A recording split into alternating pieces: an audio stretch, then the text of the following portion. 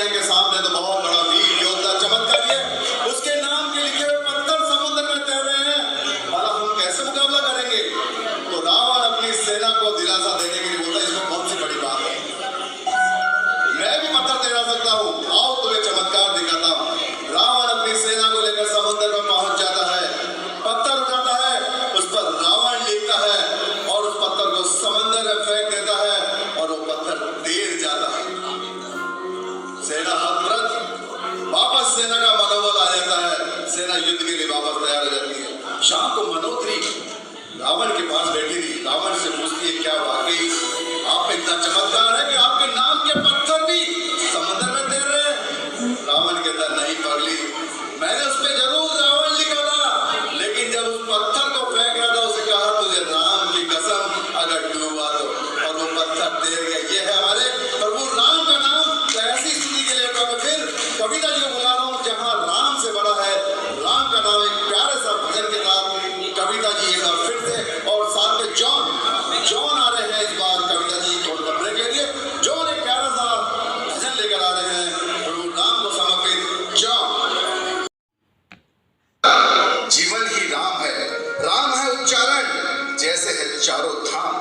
राम कहाँ नहीं है, नल नील के कर्तव्य में, जामत के सत्य में, पीड़ा के हृदय में, जटायु के बलिदान में, जामत की शक्ति में, केवट की भक्ति में, भक्ति की शक्ति में, राम रक्त की बूंद बूंद परिश्रम में, पसीने में, और देखना हो राम तो देखो हनुमान के सीने में, देखना हो राम तो हनुमान के सीने में। तो आइए ऐसे राम की स्तुति के लिए मैं आमंत्रित करता हूँ एक ऐसी कलाकार जिनका आप सभी को है बेसब्री से इंतजार, जिसने ना मेरे साथ भी और ना जाने कितने फिल्म डायरेक्टर के साथ में काफी फिल्मों में जिन्होंने दिया है अपना प्लेबैक, काफी पुराने गाने गाए हैं। जगजीत सिंह के साथ उन्होंने काफी शो किए हैं, अनूप जलोटा जी के साथ शो किए हैं, उनके साथ शो किया, उनकी तो समझ लीजिए वो शिष्य है। इतनी सुरीली और मीठी आवाज जिसने बॉलीवुड में किया, लेकिन आज हम लोग लकीगा आज हमारे साथ वो कविता यहाँ पर है। तो मैं आमंत्रित करूंगा आप सभी की जोरदार ताली के साथ प्लेबैक सिंगर कविता सिंह। ऐसे महको पहाड़ों को होश आ जाए, कि महको तो ऐसे महको कि पहाड़ों को होश आ जाए, और ताली बजाओ तो ऐसे बजाओ कि इन कलाकारों को जोश आ जाए। जैसा मुंबई से आई है, इनका नाम है कविता। आइए मैं इनका परिचय करता हूँ आपको इन्हीं के नाम से। कविता जी तो कैसे कयामत, ए से अविचल, क्योंकि इनके काफी प्रोग्राम मैंने किए। आप इनको 3 घंटे या 24 घंटे माइक में तो अविचल ये गाती रहेगी, इतनी दीवानी है सिंगिंग के, तो बिल्कुल ये अविचल है। और वी से वर्सटाइल, किसी भी तरह का प्रोग्राम कोई भी गाना हो, बस हर गाने में ये रस भर जाती, जैसे मीरा मजनू में रस जाती थी, वैसे कविता जी वर्सटाइल है। और आई से इंडियन तो खैर हम है ही, क्योंकि हमारे हिंदुस्तान हमारे दिल में बसता है। तो बहुत बार मैंने देशभक्ति के प्रोग्राम किए हैं, वहाँ इनको लेके गया हूँ, तो वहाँ इनकी आत्मा से जो भारत के लिए गाने निकलते हैं, और अभी आपको एक झलक उसकी हम दिखाएंगे हमारे ब्रेक के बाद जो होगा। और टी से तूफान जब गाती है, और लता जी के प्रोग्राम और लता जी के जब गाने गाती है तो वाकई तूफान सा आ जाता है, ऐसा लगता है कि लता जी साक्षात, हालांकि लता जी बहुत समय आइडियल है, लेकिन हमें कहीं ना कहीं उनकी एक झलक ये दिखा देती है, ऐसा तूफान बिखेरती है।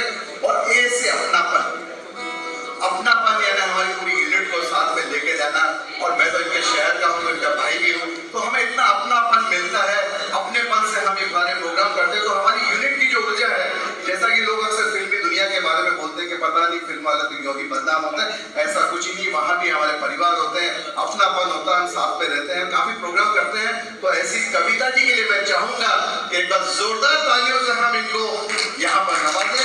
और आइए इस प्रोग्राम को आगे बढ़ाते हैं, भजन हो जो कि हम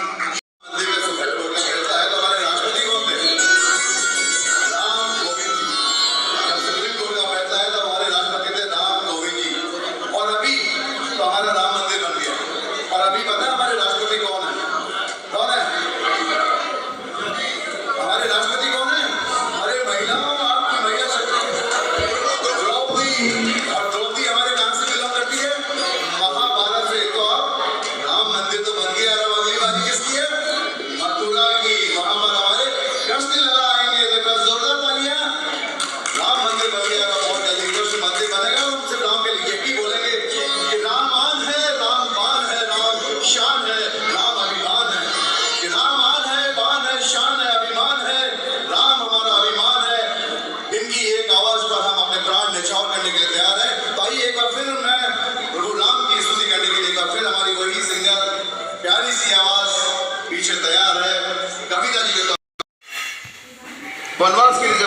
अपनी कुटिया में पहुंचे तो वहां वन देवी प्रकट हुई।